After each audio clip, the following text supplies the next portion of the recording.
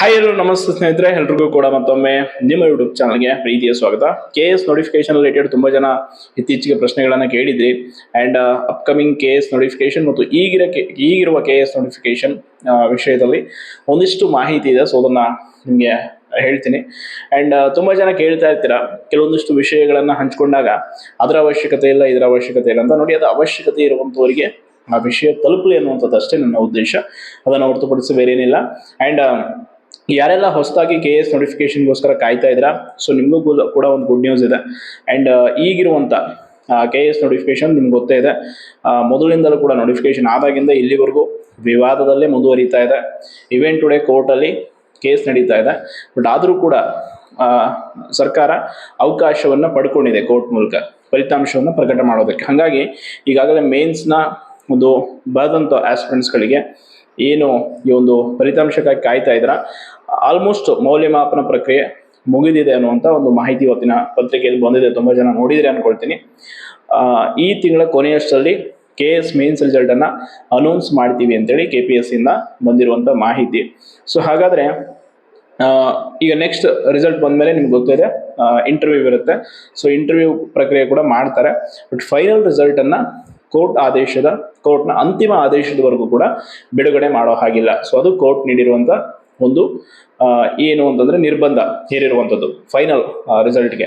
ಹಾಗಾಗಿ ಈಗ mains result ಬಿಡೋದಕ್ಕೆ ಸಮಸ್ಯೆ ಇಲ್ಲ. ಬಟ್ ಇನ್ನೊಂದು ನೋಟಿಫಿಕೇಶನ್ ಆಗುತ್ತಾ ಅಂತಂದ್ರೆ, ಇದು ಎಷ್ಟು ಬೇಗ ಪ್ರಕ್ರಿಯೆ ಮುಗಿಯುತ್ತೆ ಅಷ್ಟು ಬೇಗ ಇನ್ನೊಂದು ನೋಟಿಫಿಕೇಶನ್ಗೆ ಚಾಲನೆ ಸಿಗುತ್ತೆ, ಅದರ ಡೌಟ್ ಇಲ್ಲ. ಯಾಕೆಂದ್ರೆ ಈಗ ಒಟ್ಟು 400 ಹುದ್ದೆಗಳಿಗೆ ಆಲ್ರೆಡಿ ಅನುಮತಿ ಸಿಕ್ಕಿದೆ ಆರ್ಥಿಕ ಇಲಾಖೆಯಿಂದ. ಅದನ್ನು ಕೂಡ ಭರ್ತಿ ಮಾಡಿಕೊಳ್ಳೋದಕ್ಕೆ KPSC ಉತ್ಸುಕವಾಗಿರ್ತಾರೆ ಅವರು. ಯಾಕನ್ನೋದು ನಿಮಗೆ ಗೊತ್ತಿರುತ್ತೆ, ಅದ್ರ ಬಗ್ಗೆ ನಾನೇನು ಹೆಚ್ಚಾಗಿ ಹೇಳುವಂಥ ಅವಶ್ಯಕತೆ ಇಲ್ಲ. ಸೊ ಹಂಗಾಗಿ ನೋಟಿಫಿಕೇಶನ್ ಅನ್ನ ಹೊಸದಾಗಿ ಮಾಡೋದಕ್ಕೂ ಕೂಡ ರೆಡಿ ಇದ್ದಾರೆ. ಬಟ್ ಇದು ಬಗೆಹರಿಯವರೆಗೂ ಕೂಡ ಹೊಸದಾಗಿ ನೋಟಿಫಿಕೇಶನ್ ಆಗಲ್ಲ, ಅದಂತೂ ಶೋರ್. ಬಟ್ ಇದು ಯಾವಾಗ ಕ್ಲಿಯರ್ ಆಗುತ್ತೆ ಅಂತಂದ್ರೆ, ಈಗ ನೋಡಿ, ಈಗ ಆಲ್ರೆಡಿ ಅಂತಿಮ ಹಂತಕ್ಕೆ ತಲುಪಿದೆ ಕೇಸ್ 56. ಇನ್ ಕೇಸ್ ಇಲ್ಲಿ ಹೈಕೋರ್ಟಲ್ಲಿ ಈಗ ಅಭ್ಯರ್ಥಿಯವರು ಯಾರಿದ್ದಾರೆ ಮಧು ಅವರ ಪರವಾಗಿ ಕೇಸ್ ಆದರೆ KPSCಗೆ ಮತ್ತು ಸರ್ಕಾರಕ್ಕೆ ಹಿನ್ನಡೆ ಆಗುತ್ತೆ.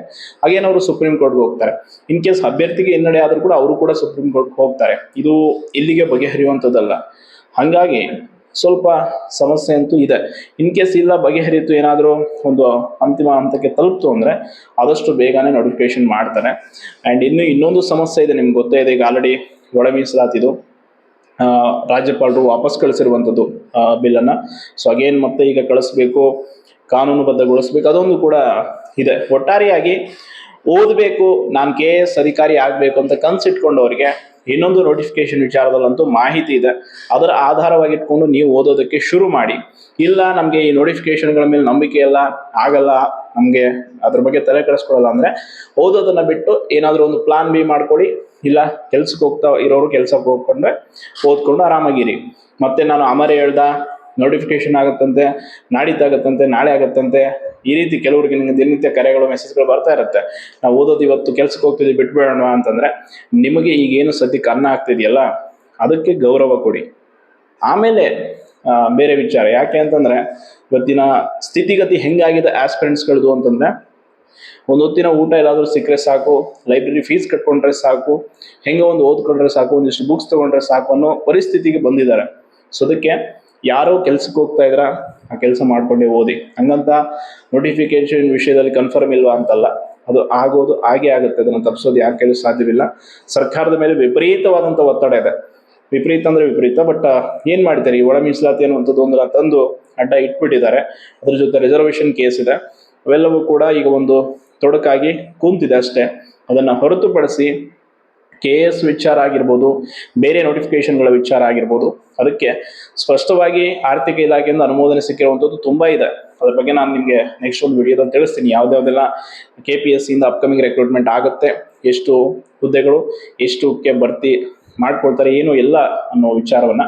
ಬಟ್ KS ಆಸ್ಪಿರೆಂಟ್ಸ್ ಯಾರಿದ್ದೀರಾ, ಸೊ ನಿಮಗಿಷ್ಟು ಮಾಹಿತಿ ಇದೆ. ಏನು ಅಂತಂದ್ರೆ, ಎಸ್ಪೆಷಲಿ KS ನೋಟಿಫಿಕೇಶನ್ ಈ ಒಂದು ಈಗಾಗಿರೋ ನೋಟಿಫಿಕೇಶನ್ ವಿಷಯದಲ್ಲಿ ತುಂಬಾ ಜನಕ್ಕೆ ಒಂದು ಡೌಟ್ ಇದೆ, ಇದು ಕಂಪ್ಲೀಟ್ ಆಗುತ್ತಾ ಇಲ್ವಾ ಅಂತ.